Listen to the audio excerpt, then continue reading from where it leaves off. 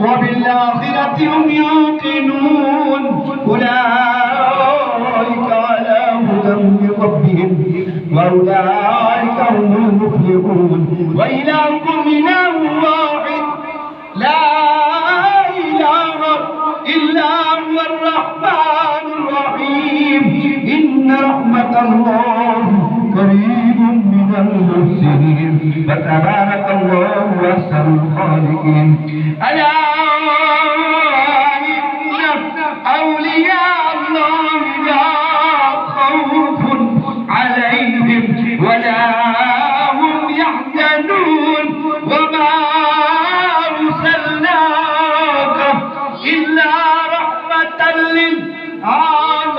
للعالمين ما كان محمد